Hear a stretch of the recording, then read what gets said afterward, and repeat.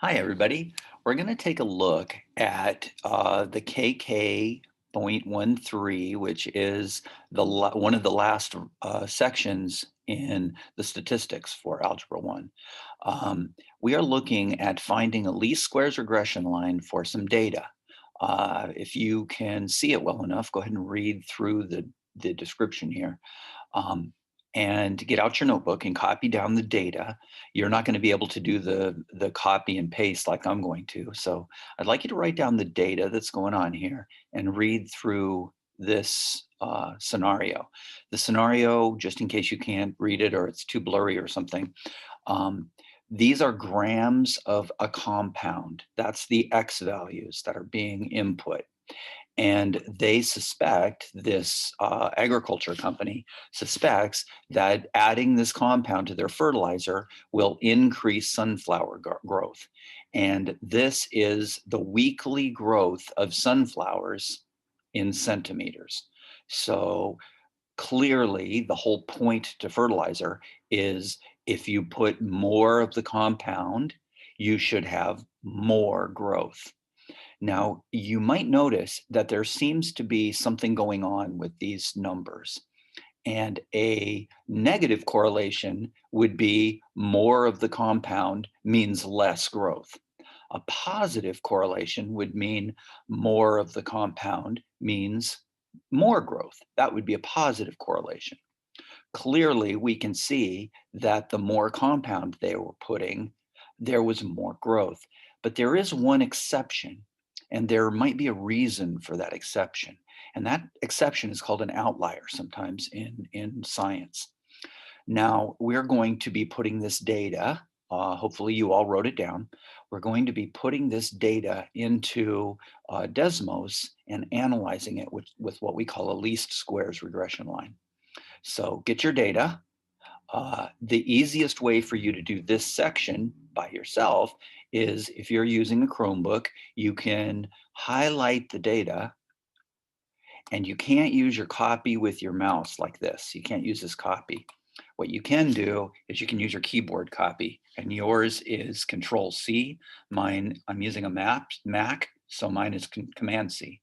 So I'm going to use Command C, and what I'm going to do is I'm going to go to Google, and you can open up any bar and type in Desmos.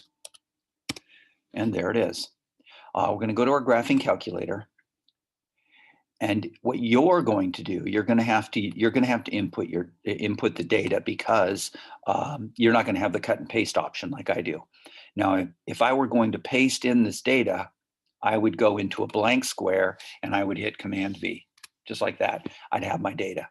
But the way you're going to have to put your data in is you're going to have to add a table, and then you're going to have to type in your data. So type in your data, add your table, type in your data, and I didn't copy mine down, so I'm gonna put it in here like this. So there's my data. And we are going to be looking at this data. Now, the problem with it, as you can see, there seems to be a general trend upward. Now, the problem is this here point right there. There's a reason why this point is happening, and I suspect it has something to do with there's a real reason why it's happening. It isn't a mistake. It's not a miscalculation in how they measured the growth. I think there's something going on here that's important.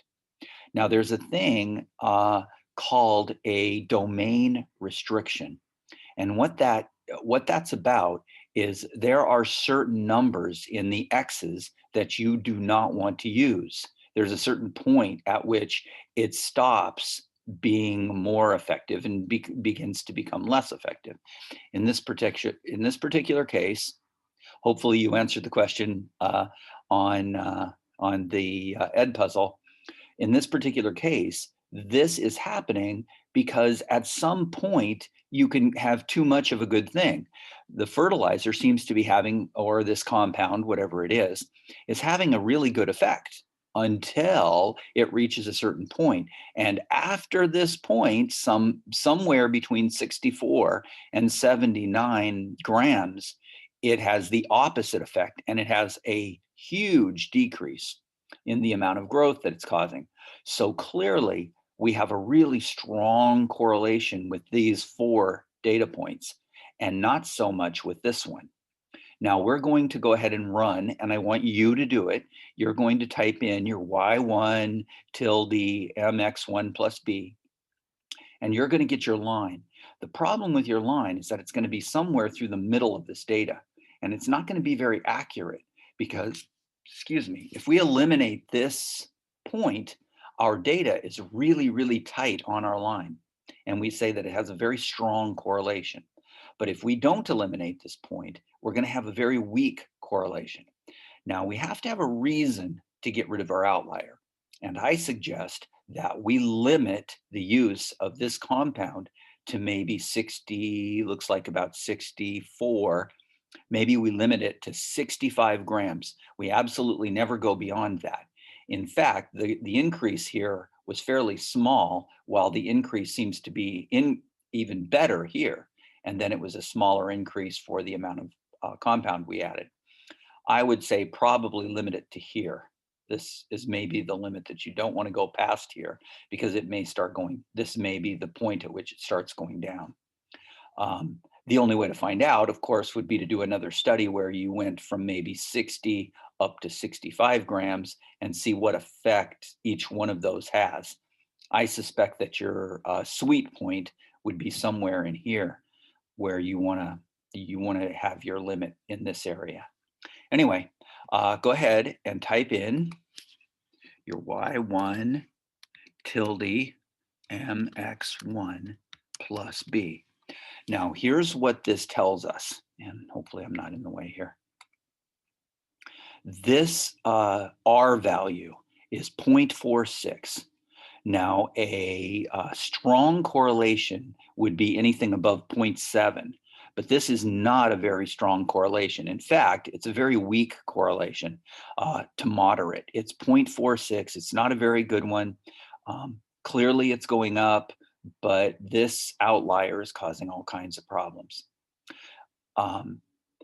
I'm not even going to identify this. Now, what they want you to do in IXL is they want you to put this number, this M number, into your equation. This number is about 0.2 if I round it, and rounding it is appropriate in this case. I'm going to round it to 0.2, which is 1 over 5. And there's an interpretation for that. And I'd like you to interpret what 1 over 5, 1/5, that's really close to 0.2. What would 1/5 mean for this? And I'll explain it in a minute. And the B of 13, I want you to explain what the 13 would mean in the situation that's here. Now they want you to round it to the 1,000th place, which isn't appropriate for this particular example, but we'll put it in anyway. So it's going to be 0.182. So when you're doing the IXL, I'm going to put in 0.182, and I'm going to put in the 13.359.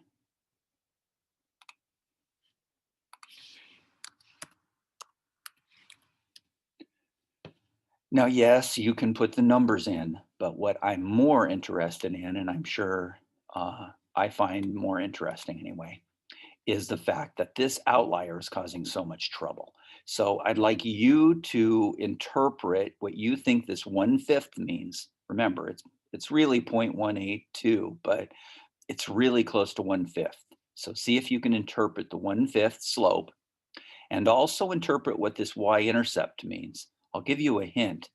If x is 0 in your equation, which is right up here, when the m is 1/5 x, and you put x equal to 0, this part disappears, and you get y equals this. So this is where the x value is 0. What does this 13 represent?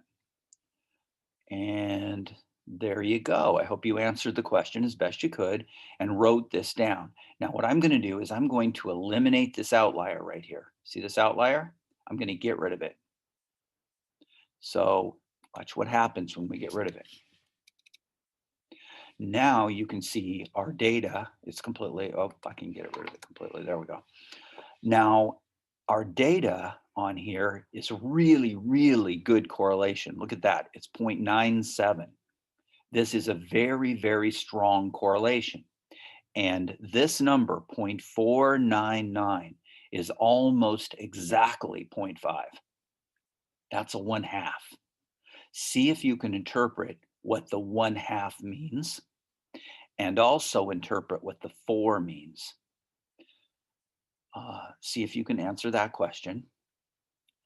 And I'll go back and explain each one of the other parts. Okay, so I'm going to go back.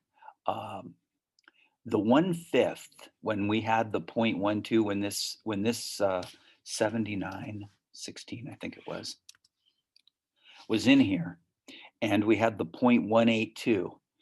This 1/5 represents the fact that since it's 1, it means that for each 5 grams of compound that we put in, because remember the X is in the denominator, for each 5 grams of compound, we expect to get 1 centimeter of growth. And it's not going up very fast for each. So again, I get 1/5 means 1 centimeter of growth for every 5 grams of the compound. This B, this 13 right here, represents what happens if you don't put any of the compound in there. Then we would expect to see 13 centimeters of growth in our sunflowers. That's what that means. Now let's get rid of that point and interpret the other part. Now, what does this 1/2 represent? Some of you may be wondering, why does this look so steep if it's a 1/2 slope? Well, if you look down here, do you see that this 20 is in a different place than this 20? This graph is slightly distorted, the way that it's presented in my picture. Yours may be more squared off. If I zoom in or zoom out, it'll probably fix that issue. But what does a 1/2 represent? Well, a 1/2 means that this growth is going up 1 centimeter. If you want to think about it like this, 1 centimeter for every 2 grams of the compound I add. And that's happening over and over again until I get all the way to 60. Now, what does this 4 represent? This 4 is the number of centimeters of growth we would expect if we don't put any compound in the fertilizer. Now, why would you care about this? Well, clearly this data is telling you some very important things. One of them it's telling you is that this compound is extraordinarily effective. And the reason we know that is because of this correlation coefficient. It is telling us that the more of this compound we add, the better our growth up to a certain point. And knowing where that point is really important too, because it allows us to maximize our effectiveness. All of this matters because if you want to get paid, you need to, contribute something positive to a company. And yes, you can be the guy that picks up the fertilizer sacks and moves them onto the trucks. And it doesn't require you to know any math at all, except to maybe count the bags that you have to lift. But if you're going to be a scientist and you're going to research and you're going to provide data, or even if you're going to use data that the researchers provide you, you need to understand some of the math behind them. So there you have it. I really like this example and I hope you got it and will practice on your own. I'm going to give you another example soon. So bye guys. Good luck with this.